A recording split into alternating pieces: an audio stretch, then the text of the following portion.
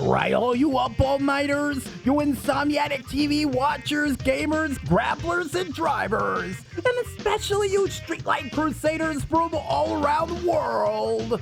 Welcome to the 5:23 in the morning edition of the Tuesday Night Special.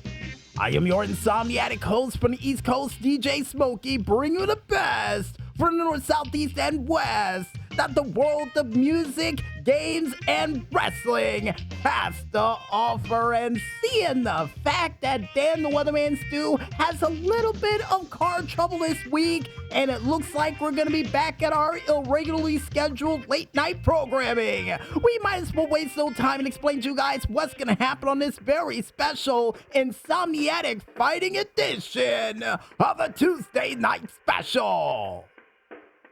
Because we kick things off with a very special high school agent trio edition of the As Seen on TV. And Carlin the Maestro said, didn't we mention this show before? Well, according to the records, nope. Next up on the plate, we also check out what sort of cool video game hits, clips, award winners, and indie games we can find to scratch that indie itch you've got at home for the world of Cade. For another edition of the Cade Triple S Deluxe. Then we find out if Dan the Weatherman Stu's gonna be here before the morning sun rises, and if he didn't freeze to death, and if the weather's gonna change from absolute zero. For another edition of the weather update. And apparently, according to Carlin the Maestro, he's still trying to change the tire as we speak. Yikes. Hopefully he can find roadside assistance before they freeze to death. Then we find out what sort of news stories and cool bands are going to be performing in some cold weather for another edition of the Indy Report, which is me giving you guys two news stories followed up by local concert information from local artists performing in a local area live near you. Then finally, last but certainly not least, and hopefully before we're fighting off infomercials, we wrap up this show with what happened during this week's edition of Monday Night Raw from Dallas, Texas. And yes, we will be saying where it's deep in the heart of during it too. And I guess with that said, I might as well tell Carlin the Maestro to kick up the beats, crank out the tunes, and most importantly, make sure you call AAA for Dan the Weatherman Stu so he can get here before the sun goes up. Because it's time for us to bring some fun and delight on your street-lit, moonlit Tuesday night. Only here, right here, on the Tuesday Night Special. So let's get this streetlight show started, folks.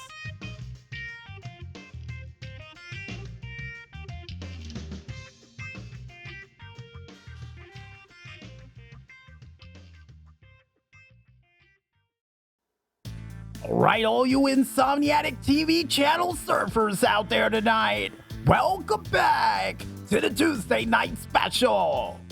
And now it's time for us to go into a very special Kung Fu Fighting Insomniatic edition of the As Seen on TV. And the show we have up on the plate for you fans at home is none other than Totally Spies.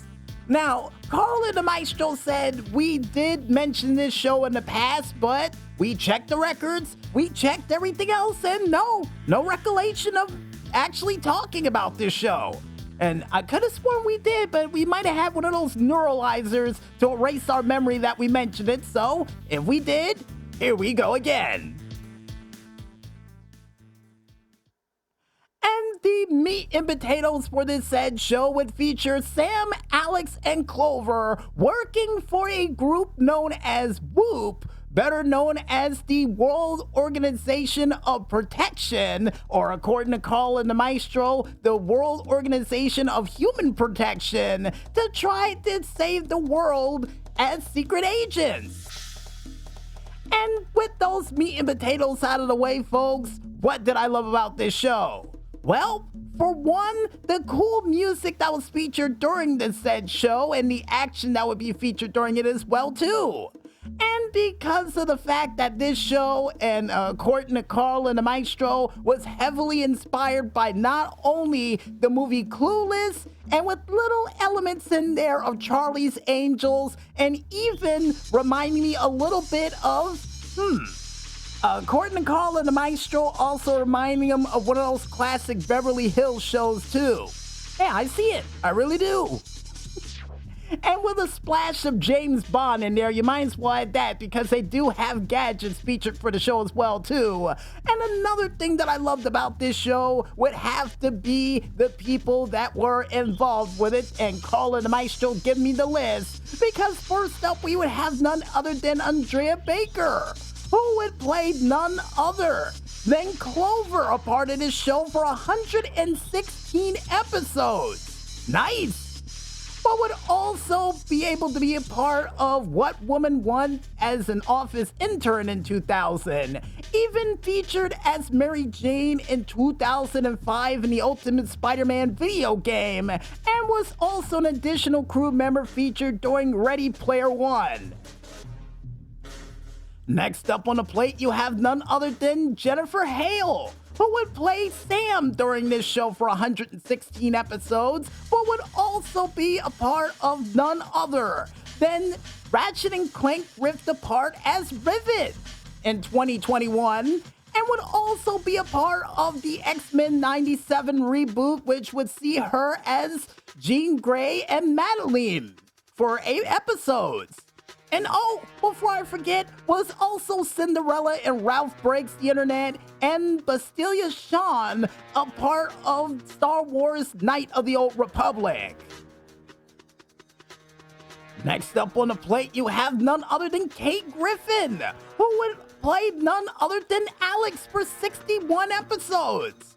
And apparently, according to Carl and the Maestro, there would be another actor that would take over for her mid-season to play Alex, but also would play none other than Ray, Sailor Mars, and of course others, a part of 134 episodes of Sailor Moon back in 1995. Would even play Sam Sparks in 83 episodes of the TV series version of Cloudy with a Chance of Meatballs, as well as playing Kayla and Woman in the Crowd for 14 episodes featured, a part of Inspector Gadget, the 2015 version.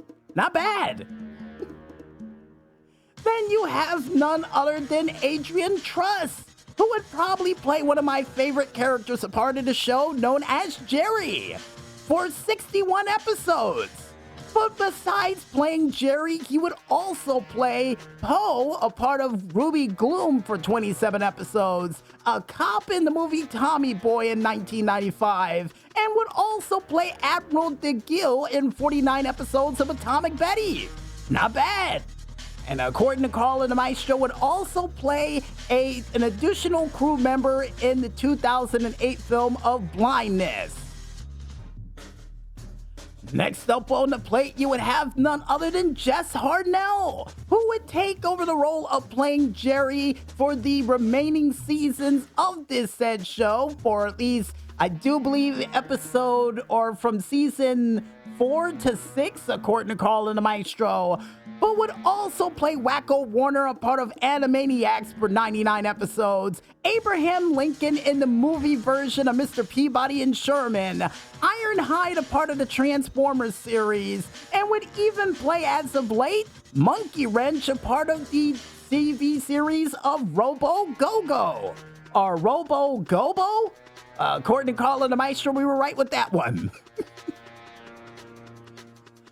Also, besides that, you would have none other than Vicky Boroga, who would not only during this series play Gladys for 42 episodes, but would also play, and Carl and the Maestro would intervene by saying just Gladys for 42 episodes, a part of Totally Spies. Alright?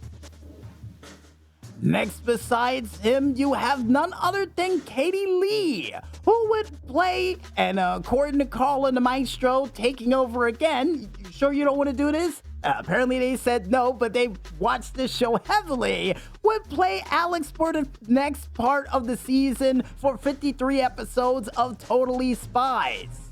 But outside of playing Alex, it would also be none other than Rowlif and captain of the Pittsburgh in the said series of Muppet Babies for 107 episodes. Never knew that.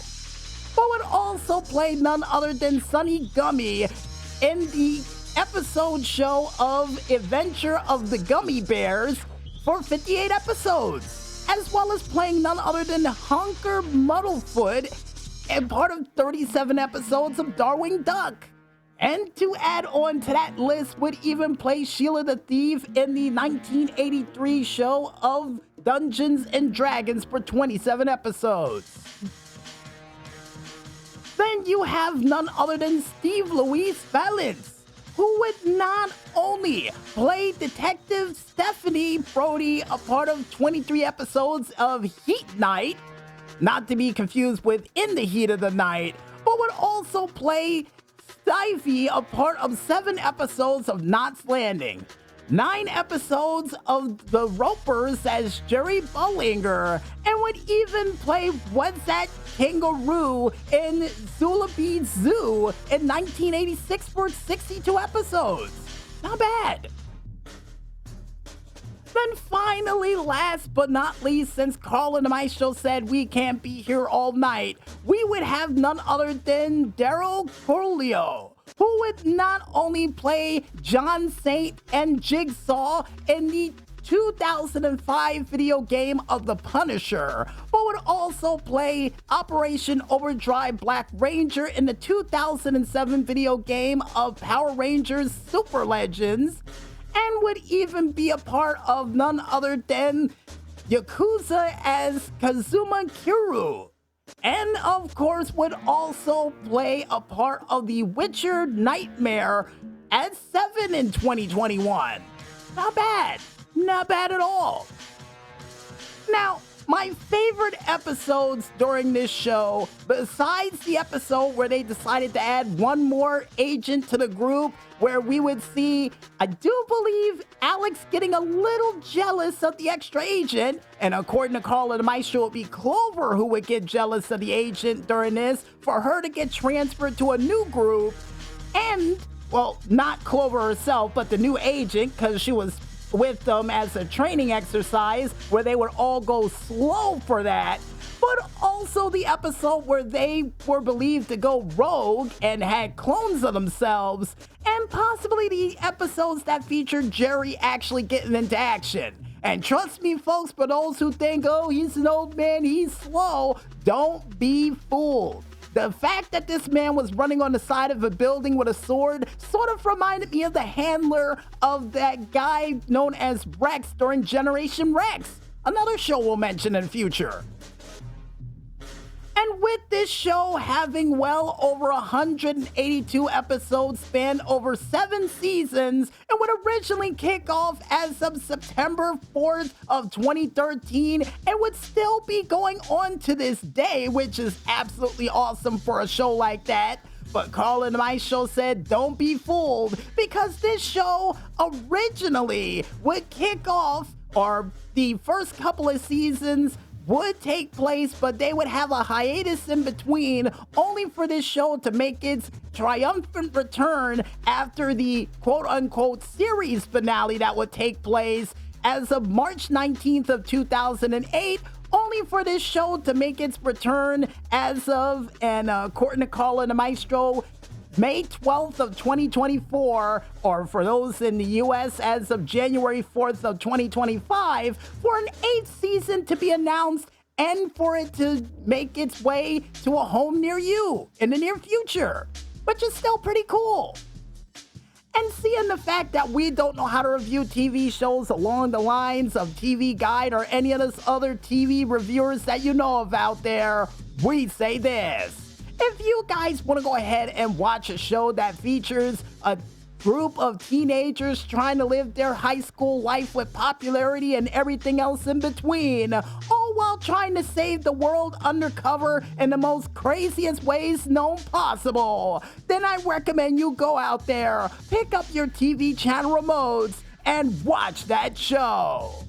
And I got a feeling I'm gonna have to watch the latest seasons because I didn't even know it was back. And Carl and Maestro said they texted me about it, but don't worry about it. We got it. And I guess with that said, folks, I think it's time for us to head back into that music once again. And when we return, we'll be back with more of that streetlight delight as the Tuesday Night Special rolls on right after this. So don't go watching reruns of Seinfeld just yet, folks, and stay tuned.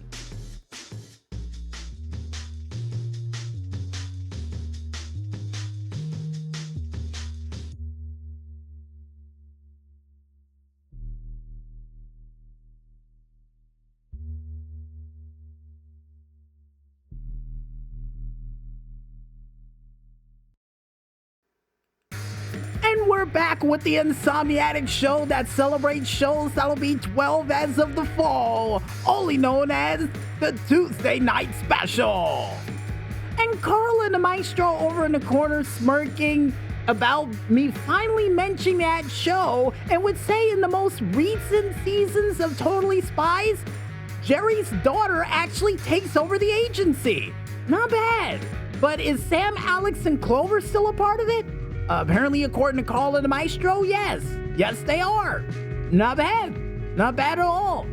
But there was also another version of the show we may talk about in the near future called Amazing Spies. But I wonder what sort of teenage fighting group we're going to mention to wrap up this month of Kung Fu action. And Carl and Maestro said they've got an idea, but for right now, I think it's time for us to talk about a couple of those video game hits, clips, and a couple of award winners while scratching that indie itch you've got from the world of Indycade for another edition of the Indycade Triple S Deluxe. And we kick things off with the art wall.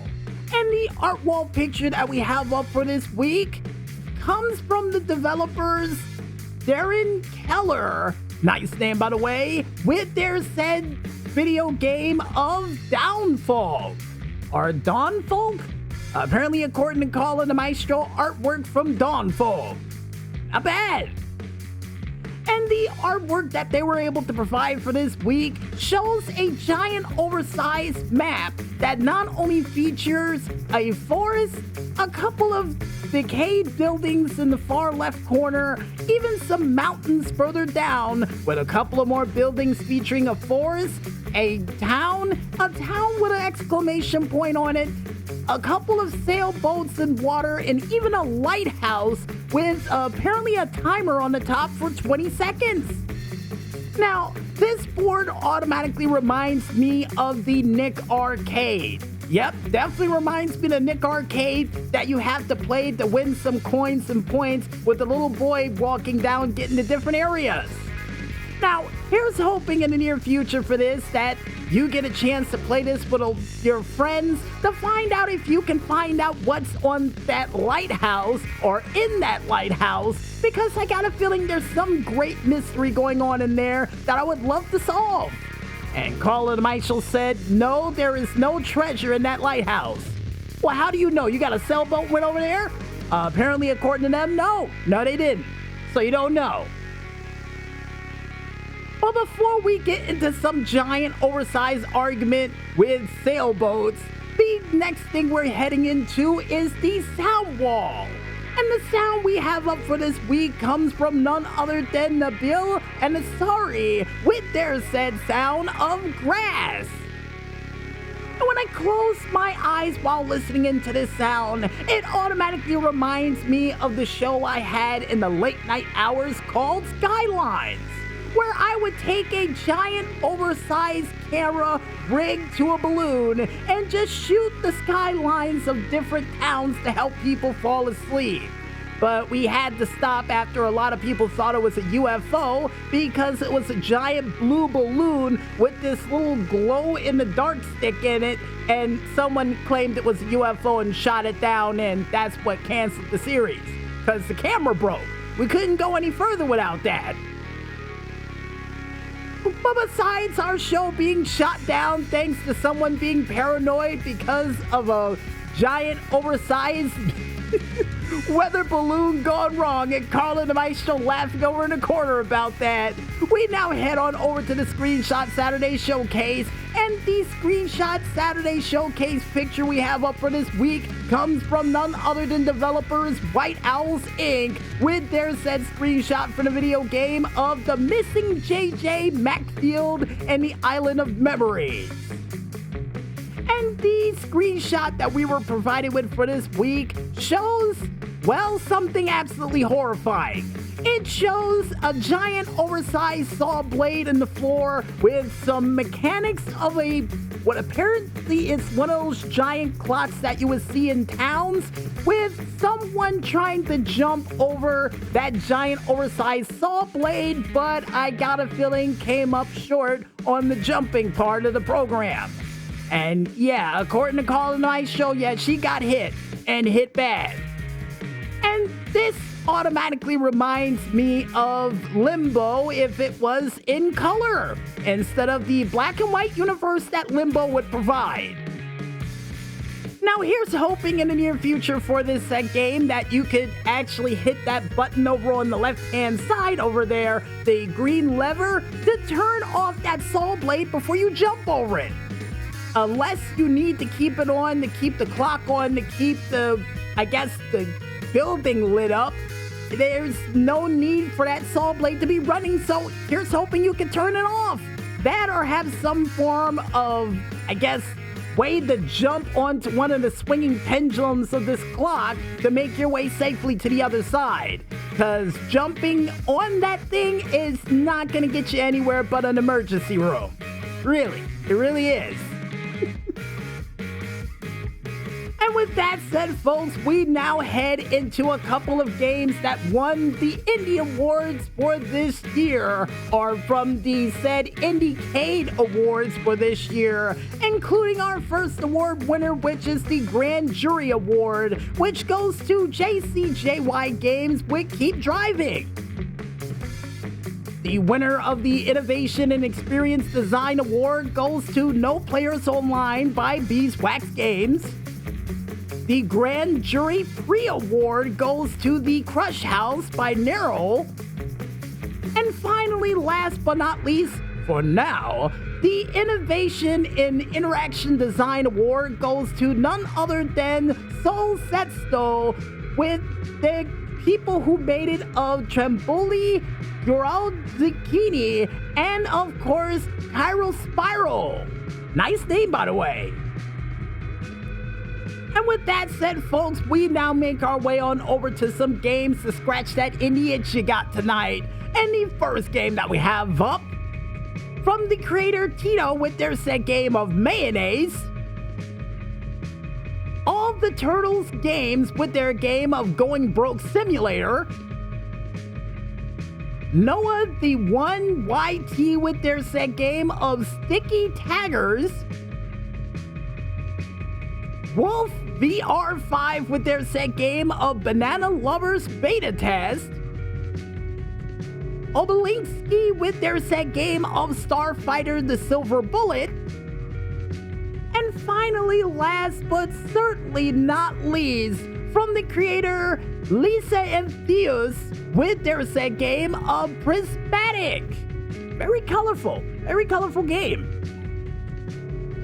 And if you guys want to go ahead and check out any other cool games that are still out there to scratch that indie itch you got at home, then you can head on over to the itch.io page of one man only known as itch.io under the games section to check out all those cool games for yourselves. And don't worry, you may be there for a while, because there's well over 1 million of them. Trust me, there is. And And if you also want to go ahead and check out any other cool games that was featured a part of the Art Wall, Sound Wall, Screenshot Saturday Showcase, or even have your games featured over there as well, then you can go ahead and head on over to the said IndyCade.tumblr page of one man only known as IndyCade.tumblr.com, or head on over to their Facebook page known as IndyCade, or even their Instagram, Twitter, Flickr, YouTube, Discord, Steam Machine, SoundCloud, and website that are all named the same, but it's just as critically acclaimed, only known as, you guessed it folks, IndyCade. And I guess with that said, I think it's time for us to head back into that music and continue to listen into these diamonds in the rough as we try to turn your Tuesday night into a Friday night. Only here, right here, on the Tuesday Night Special. So don't go watching infomercials just yet, folks, and stay tuned.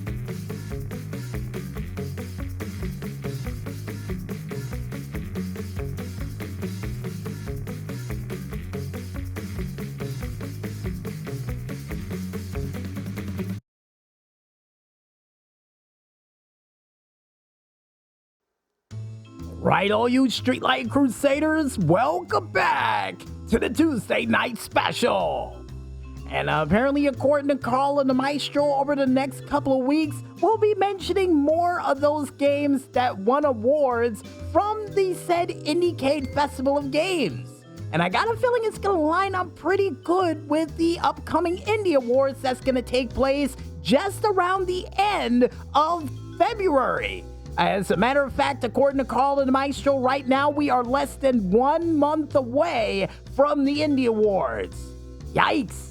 Yeah, I gotta start calling that guy who opens up the Indie Radio Arcade and have him on to try to do the commercials we usually would have for it. And speaking of people who will be a part of the Indie Awards and looks like he saw a ghost, none other than Dan the Weatherman Stu here to bring us the 5-day weather forecast for this week. Dan the Weatherman Stu, you are shivering and the microphone is all yours. Oh my goodness, and his outfit is covered in ice too. Man, get off. Get the ice off before you get on the mic. Get the ice off.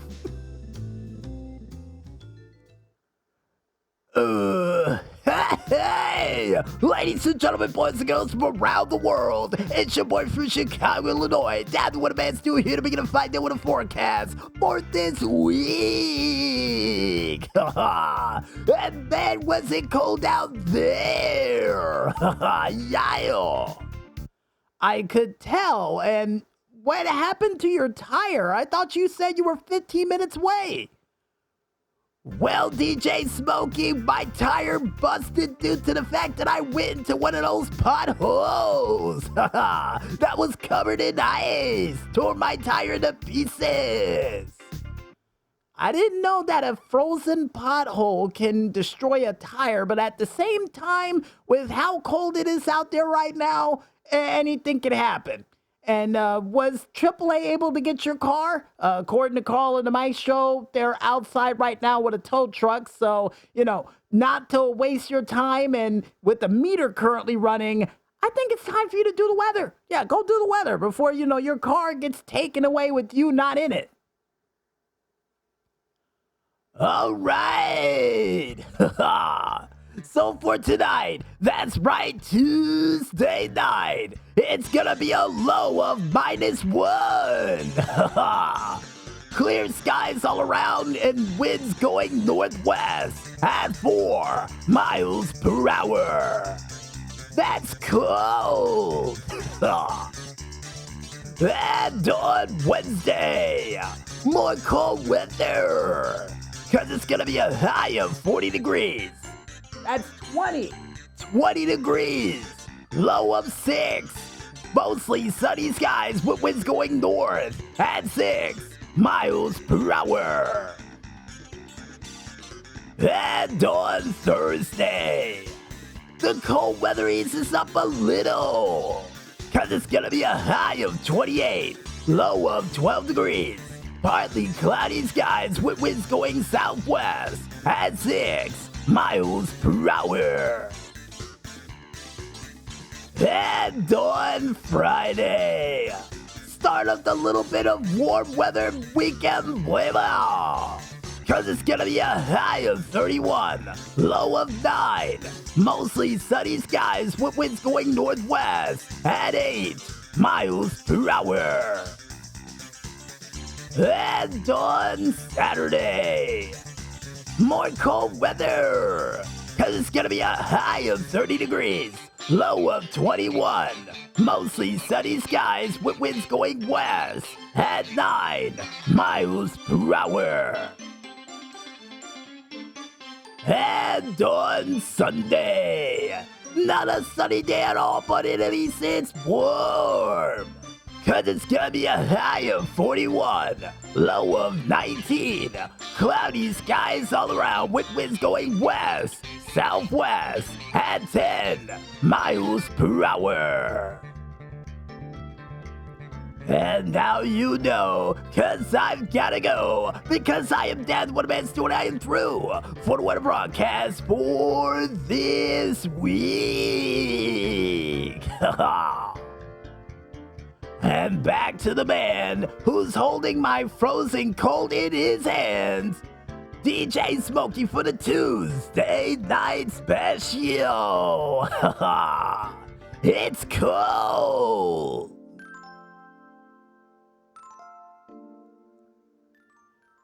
Yeah, Dan the Weatherman still, it's cold. It's cold. To say the least, it's cold. But at the same time, that tow truck's outside been honking the horn for the past 3 minutes. So, go get your car fixed, and I guess we'll see you next week. Hopefully if Music Village headquarters didn't turn into a giant igloo yet. Don't worry about it, DJ Smokey. The weather should be fine by next week. If we're not all frozen by then. Dad, what am I still out? I hope this doesn't end up like The Thing, where we're just sitting outside, just laughing at each other while we wait for the credits to roll. So, no, I'm hoping that's not the case. But before we end up in a frozen ice box here, I think it's time for us to head back into that music that is just as cold and cool as the weather. And when we return, we'll be back with another edition of the Indy Report right after this. So I guess stay warm and we'll be back right after this. So stay tuned.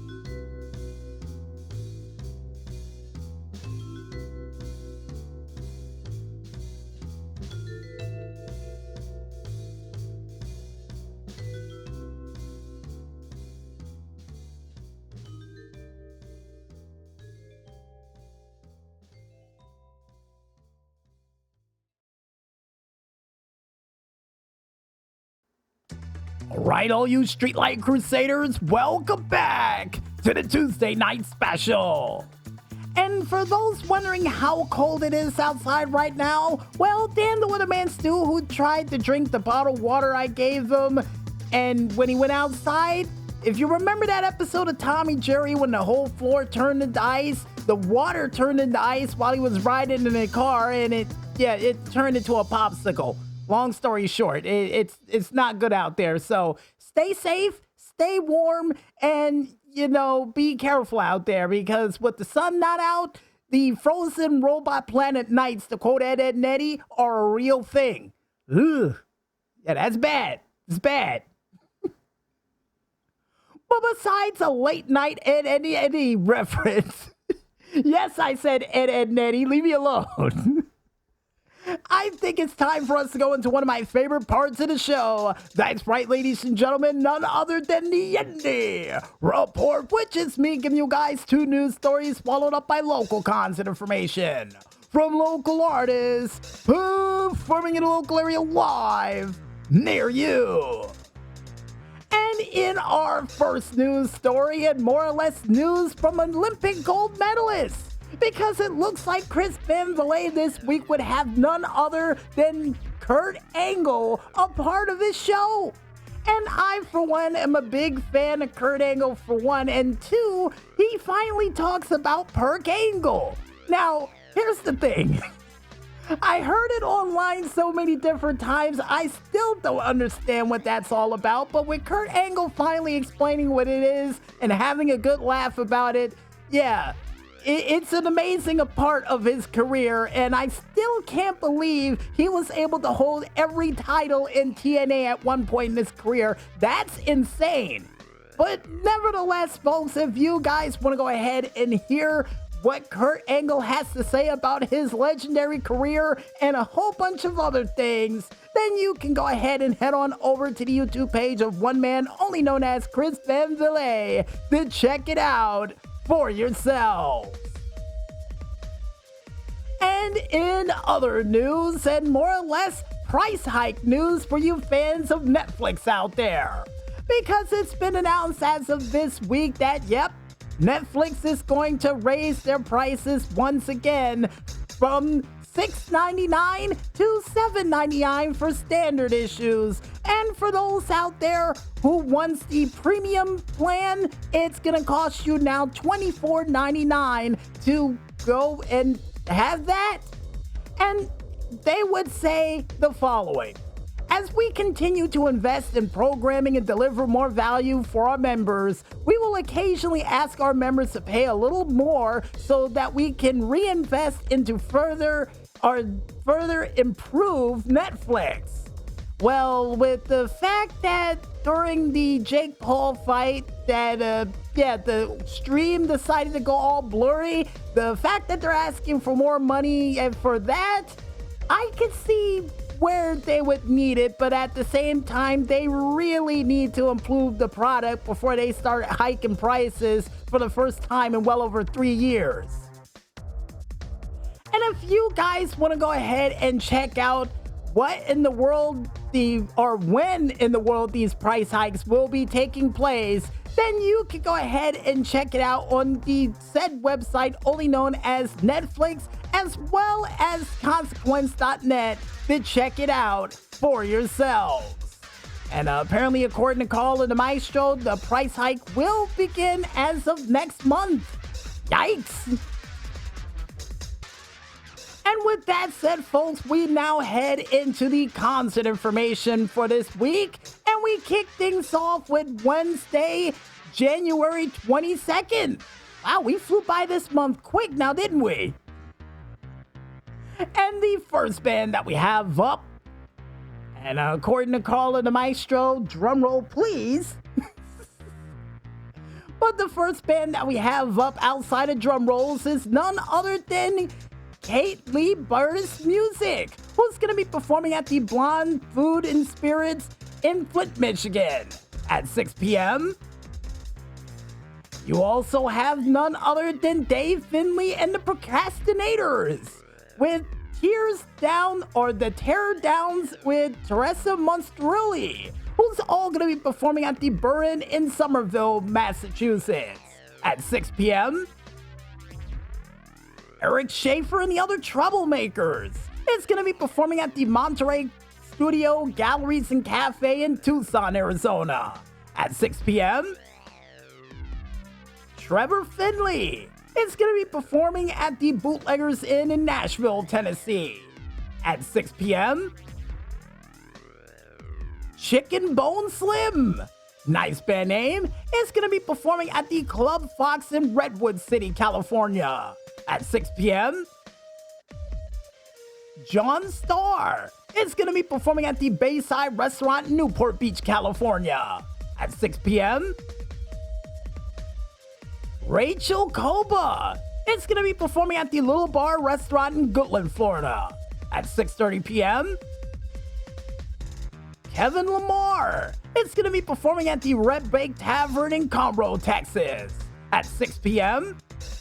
And apparently, according to Colin, my show, 7 p.m. 7. All right? Anyway, next band we have up is Jack Anderson, who's going to be performing at the Nolan's Pub in Safety Harbor, Florida at 7:30 p.m. Will McBride Group with Retro Fusion is both going to be performing at the Poorhouse Music Hall in Raleigh, North Carolina at 8 p.m. And to finally wrap things up for Wednesday night, you can see Greg Fundies, who's going to be performing at Bob's Place in Chicago, Illinois at 9 p.m. And on Thursday, January 23rd, you can see these following bands performing in a local area near you live. The C4 Band is going to be performing at the Bobby's Idle Hour Tavern in Nashville, Tennessee at 12:30 p.m. Seth Andover is going to be performing at the Sticky's Rock and Roll Chicken Shack in Little Rock, Arkansas at 6:30 p.m. The Electrical Pros is going to be performing at the Real Art Tacoma in Tacoma, Washington at 7 p.m. One Single Rose is going to be performing at the Aretha's Jazz Cafe in Detroit, Michigan at 7 p.m. Michael Brunfield is going to be performing at the Landau's Folk Club in Lansdale, Pennsylvania at 7 p.m. Buck Yeager is going to be performing at the Red Brick Tavern in Conroe, Texas at 7 p.m. You can also see The Give with Tim Russ Crew, Doyle Rules, and Kill the Poor with two other bands yet to be announced who's all going to be performing at the Doll Hut in Anaheim, California at 7 p.m. Baker Blankenship is going to be performing alongside with Hayden Blount in the Rev Room in Little Rock, Arkansas at 7 p.m. And to finally wrap things up for Thursday night, you can see Patrice Pike, who's going to be performing at the Saxton Pub in Austin, Texas at 8 p.m. And for Tuesday for next week, which is the 28th of January, you can see these following bands performing in a local area live near you. Oscar Butler is going to be performing at the Cowgirl Barbecue in Santa Fe, New Mexico at 4 p.m. The Todd Harold Band is going to be performing at the Club Room at the Clyde in Fort Wayne, Indiana at 6 p.m. Bill White is going to be performing at the Bluebird Cafe in Nashville, Tennessee at 6 p.m.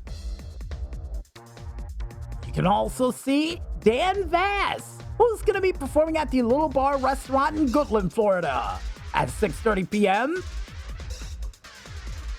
Nate Nielsen Acoustic is going to be performing at the Red Brick Tavern in Conroe, Texas at 7 p.m.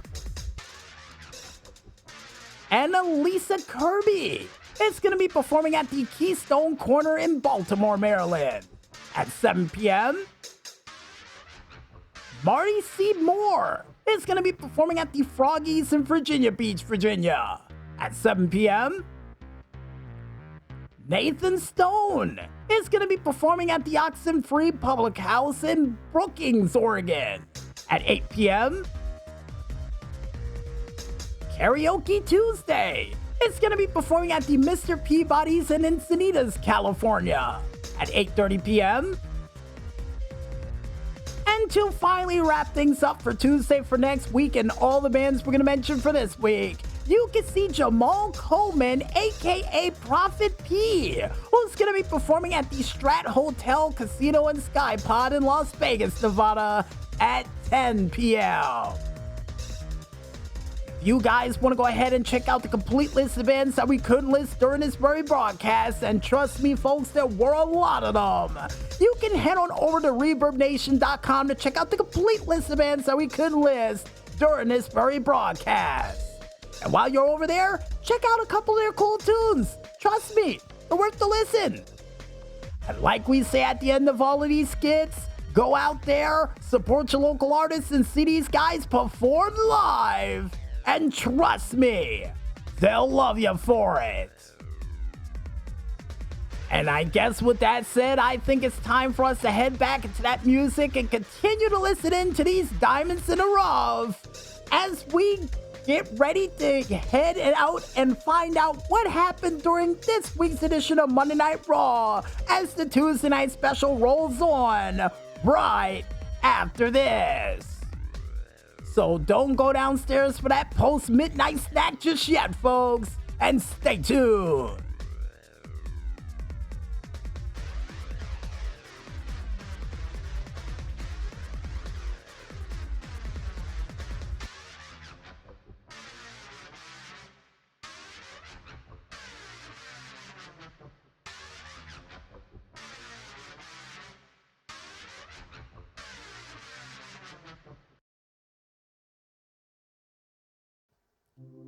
Right, all you Streetlight Crusaders, and I guess a couple of wrestling fans who are still up for tonight. Welcome back to the Tuesday Night Special. And now it's time for us to talk about what happened during this week's edition of Monday Night Raw. From the stars at night, shine big and bright, bum bum bum bum, deep in the heart of Texas. Dallas, Texas. I was going to say Houston, but Carl and the Maestro said it would be a problem if I say that. Oh, I get it. No, it means it would have been an actual problem because it was actually in Dallas. Thought you were making an Apollo 13 reference.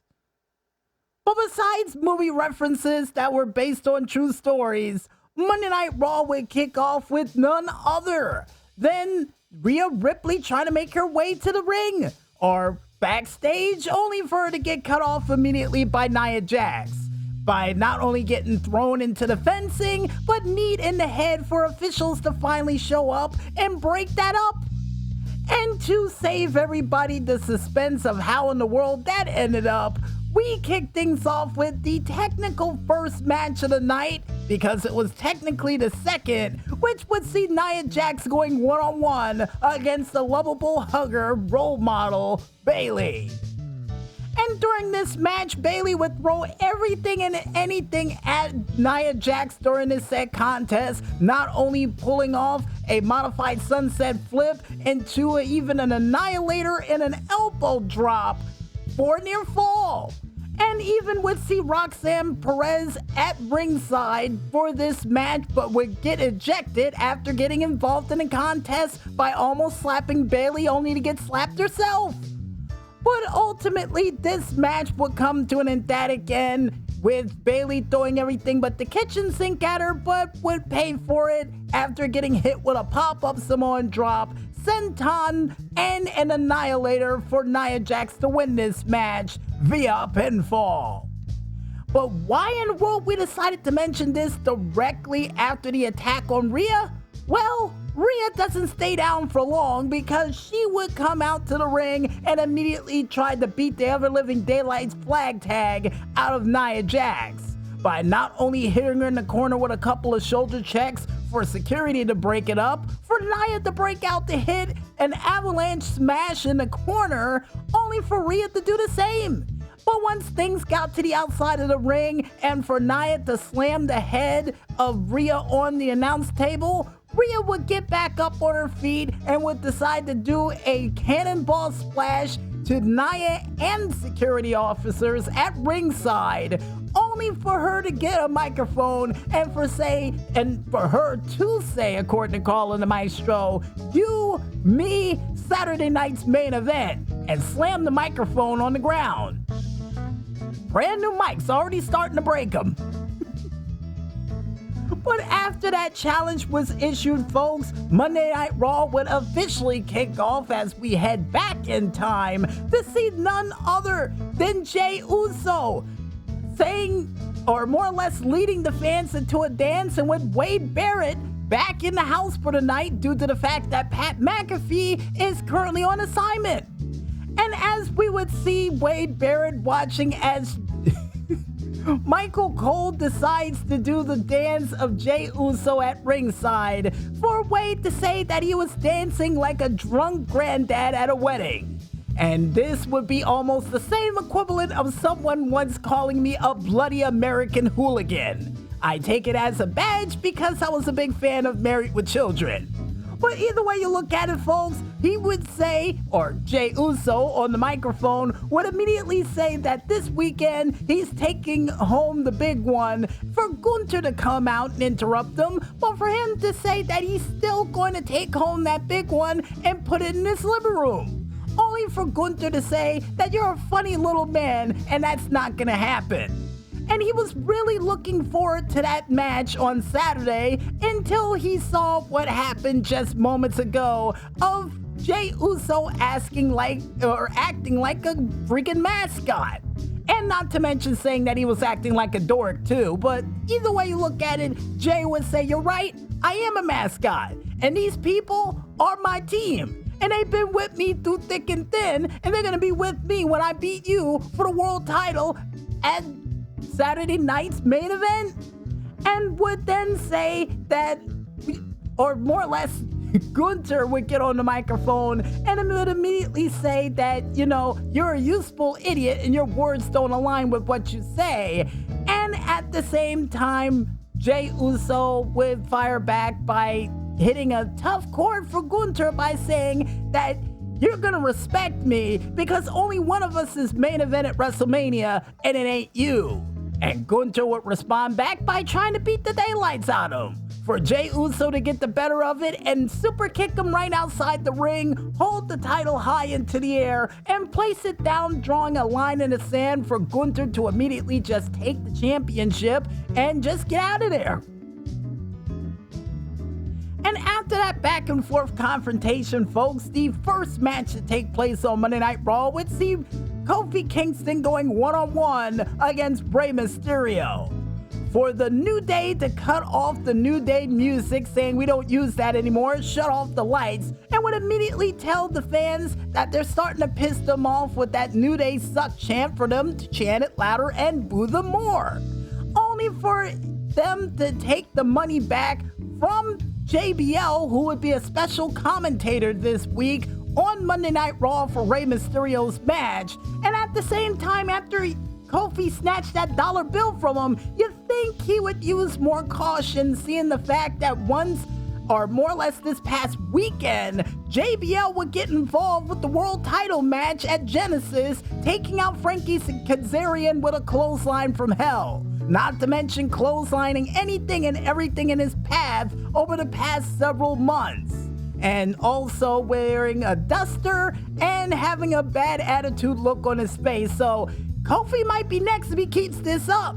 But either way you look at it, folks, during this match where action would go back and forth, and with Kofi using more of a smash mouth style than his usual high-flying antics, including an axe handle smash off the top rope, not proving my point for a near fall, only for a sunset flip counter by Rey Mysterio for a near fall, even a crossbody splash to the spine, still for a near fall.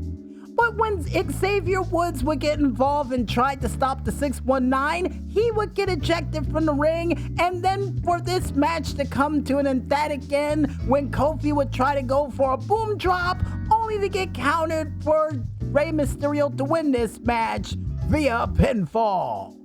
But I got a feeling he didn't feel like a winner, because immediately after that, folks, what would happen?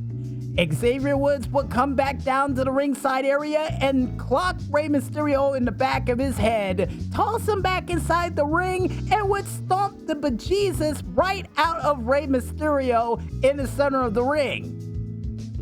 Only for the other LWO members of Hawking Phoenix and Wild to make their way out to the ring.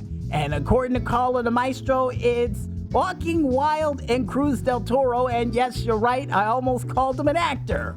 But this wasn't an act, folks, because we would try to see Rey Mysterio get saved by these guys and New Day go into full retreat, only for New Day to pull a fast one by going back over the barricade, immediately pulling out Wild outside the ring and throwing him into the post and then leaving.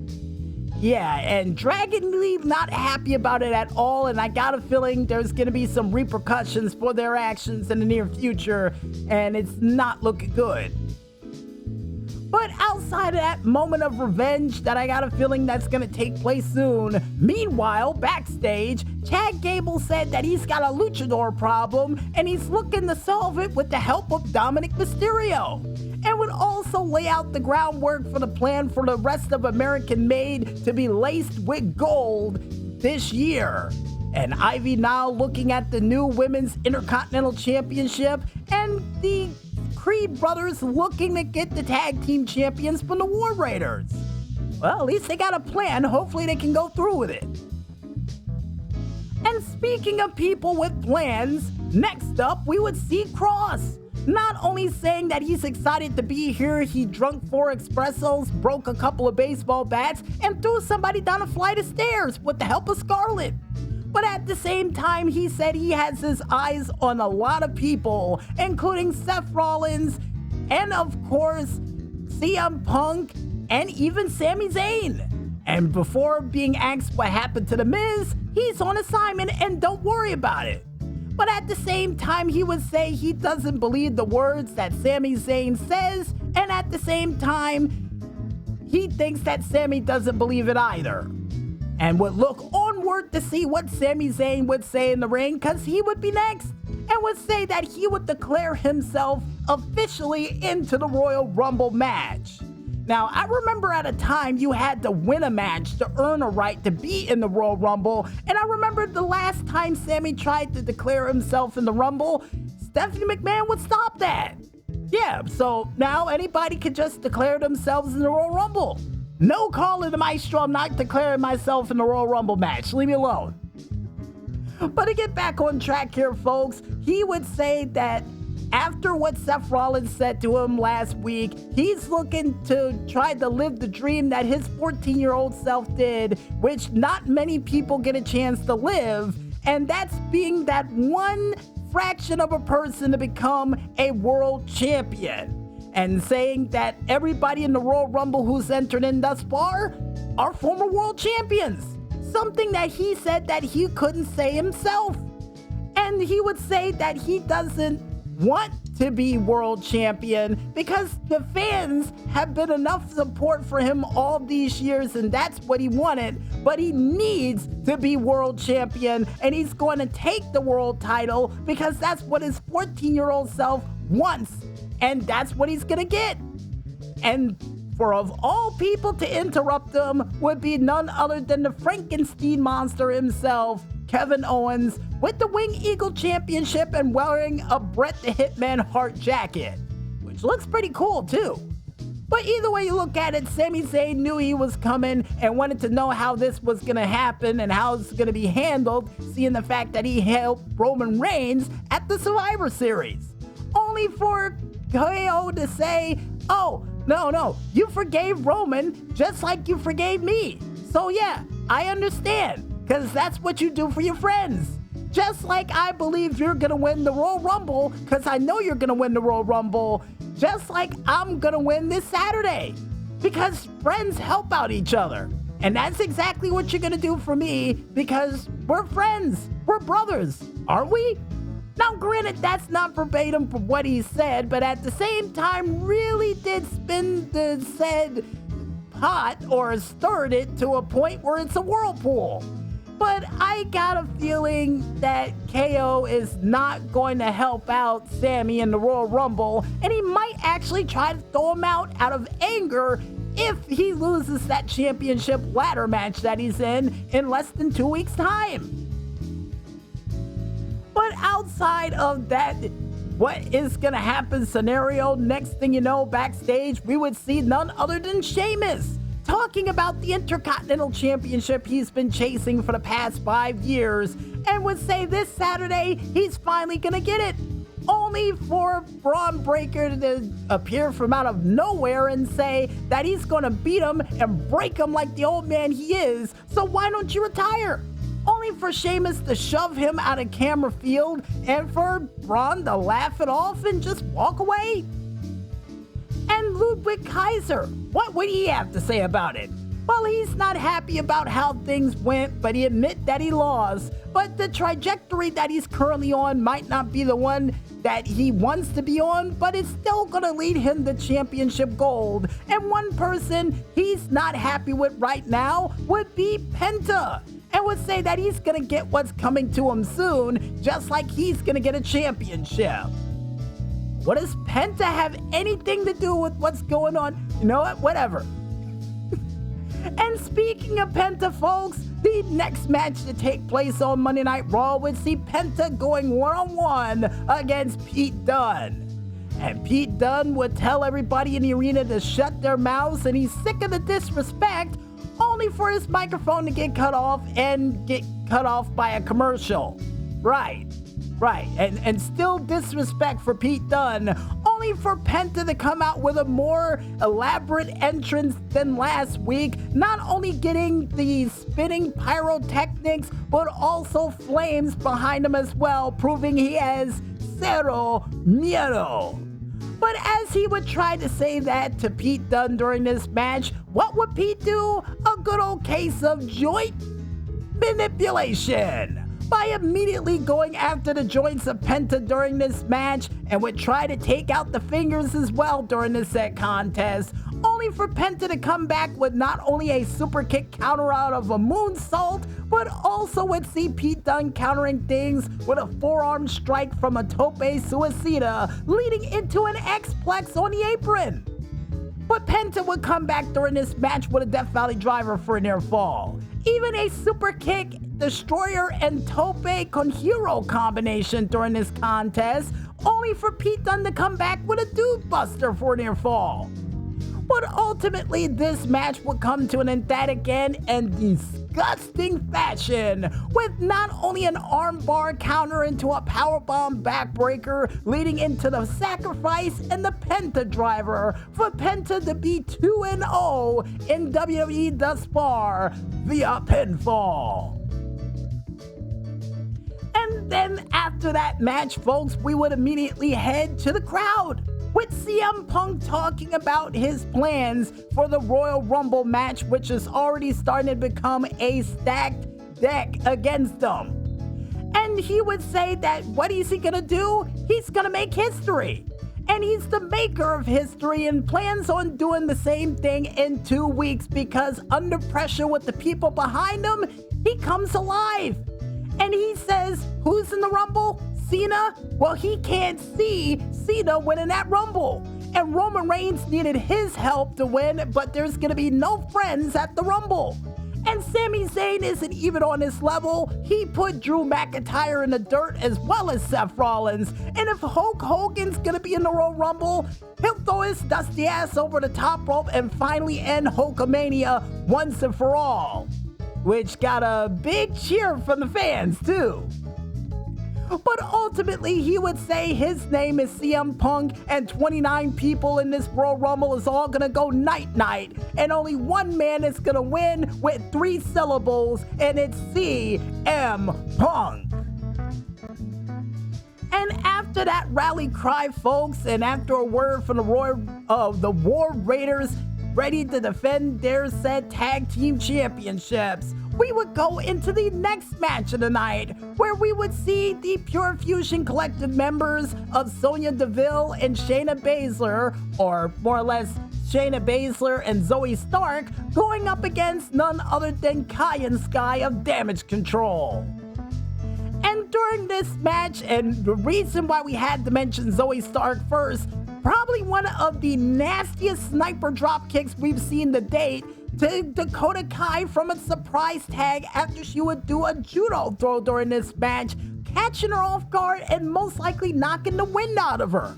And if that didn't do it, the backbreaker clothesline combination would for a near fall. Only for a front drop kick, bullet train bit of payback to Zoe Stark by Io Sky for a near fall. But ultimately, this match would come to an emphatic end after a steamroller Tiger knee combination for a near fall. The Io Sky would see the submission magician trying to pull a Karafuda clutch out of her hat, only for that to be broken up with the help of the ropes, for Io to go up to the top rope and go over the moonsault to win this match in very impressive fashion via pinfall. And the next match to take place on Monday Night Raw would be our main event of the evening, which would see none other than Seth Rollins going one-on-one against the Scottish Terminator himself, Drew McIntyre. And during this match, action would go back and forth, not only seeing Drew McIntyre pull off a tilt-a-wall backbreaker after belly-to-belly suplexing Seth Rollins into the brand new Netflix announce table, which I got a feeling had to hurt with all the plastic and what have you on it, but still would lead to a near fall, only for Seth Rollins to counter the reverse Alabama slam into a victory roll for a near fall, even a springboard senton by Rollins still for a near fall, only for Seth Rollins to try to go for his suplex Falcon Arrow combination, but Drew to counter the Falcon Arrow with one of his own, still for a near fall. Even seeing a spine buster with a jackknife cover, no dice. Falcon Arrow by Rollins to make up for earlier, nothing doing. Rollins running his mouth a little bit too much, got poked in the eye for it and hit with a future shock. Still nothing. Only for Drew McIntyre to run his mouth and say that we should be on the same team. What are you doing? What do you expect when you're fighting against Drew McIntyre and would continuously try to clothesline his head off for Rollins to take advantage with a jackknife cover of his own and to win this match in surprising fashion, much to the chagrin of Drew McIntyre via pinfall. And how would you think Seth Rollins, or should I say Drew McIntyre, take that loss? Well, he would then start to beat the daylight's flag tag out of Seth Rollins, who would get up and try to defend himself, only to get hit with a near-field Claymore kick right directly on the button, knocking him out cold, only for Drew McIntyre to put the head of Seth Rollins right next to the turnbuckle post, looking to Claymore him right out of the Rumble and most likely out of action for the next couple of months, only for Sami Zayn to come out to try to help him. And what would happen to Sami for trying to help others? Well, he would then proceed to get hit with a Glasgow kiss and tossed directly into the barricade, only for Seth Rollins to get put up in the corner and for Drew McIntyre to say once again, "You're so selfish. You're selfish. We should be on the same team. We should really be on the same." And before he can finish that sentence, Sami Zayn running into the ring to try to take the head off of Drew would instead take the head off of Seth Rollins, causing him to crash to the ground, Drew McIntyre to run out of the ring with a big smirk on his face, and then immediately for Sami to look at a, dazed Seth Rollins to tell him, "That wasn't meant for you, man. That wasn't meant for you. That was for Drew. That wasn't for you. You gotta believe me. You gotta believe me." For Raw to close with more questions than answers for this week, heading into Saturday night's main event, which we will be covering this week on Music Village. But what is going to happen next week on Monday Night Raw? Will championships change hands? Will Jey Uso dance with the crowd with the World Heavyweight Championship? Will we see some form of order and control? And what of none other than Karrion Kross pulling strings of people in the background? Is he going to be the next man to announce himself a part of the Royal Rumble match? We find out the answers to that and more, and when will be the first title defense of Lyra Valkyria next week for another pre-Rumble edition of Monday Night Raw. And I guess with that said, folks, I think it's time for us to go grab a glass of water, and when we return, we'll be back with the final segment for the Tuesday night special for this week, right after this. So don't go watching those infomercials just yet, folks, and stay tuned.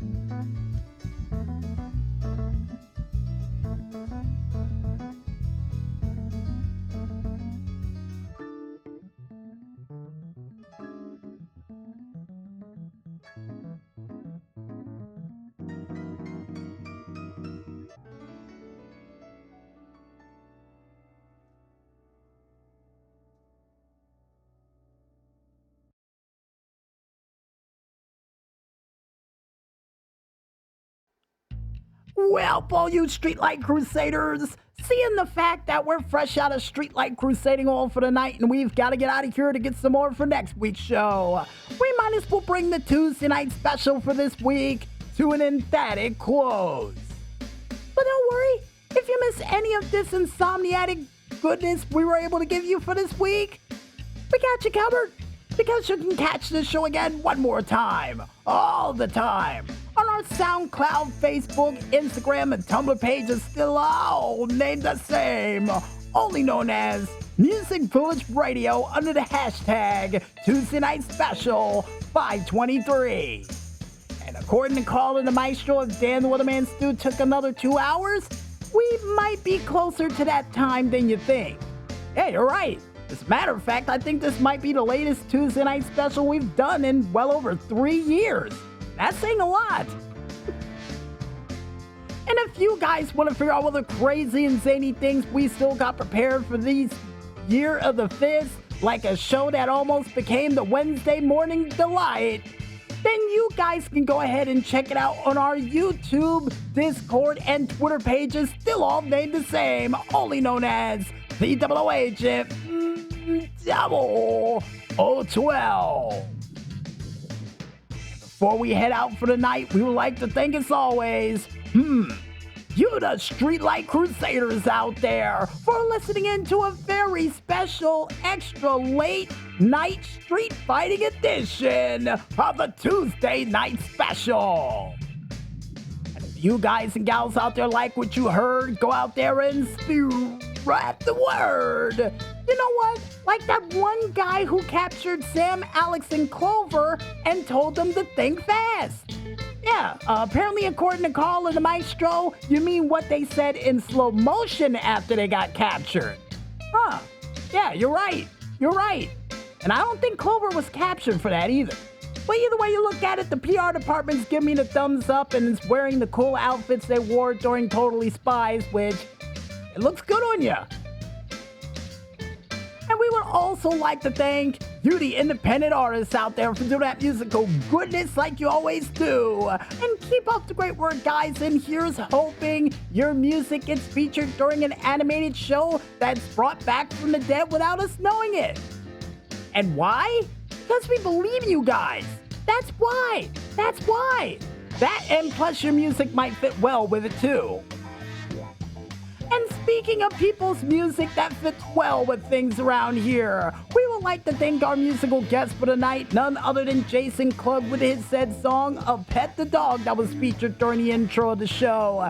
And of course, to Carl and the Maestro with their said song of the Late Night Cafe Wrap-Up that's currently wrapping up things for tonight for this week's edition of the Tuesday Night Special.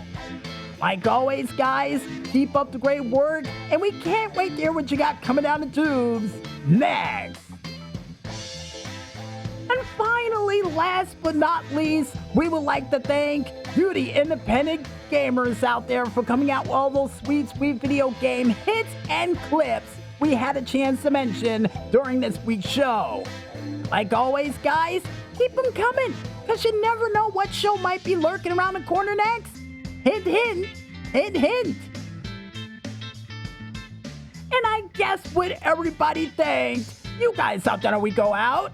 I'm DJ Smokey on behalf of Carl and the Maestro, and for you up all-nighters, late-night drivers, insomniatic TV watchers, gamers, grapplers, street plowers, and especially you Streetlight Crusaders out there trying to stay warm on a cold night that will match your golf score, saying, bomb! What? Bomb! But most importantly, when there's smoke, there's fire. And we'll see you guys next week for a very special month-ending late-night fight round-ending edition of the Tuesday Night Special. But until then, stay warm, get some sleep, and good night, everybody.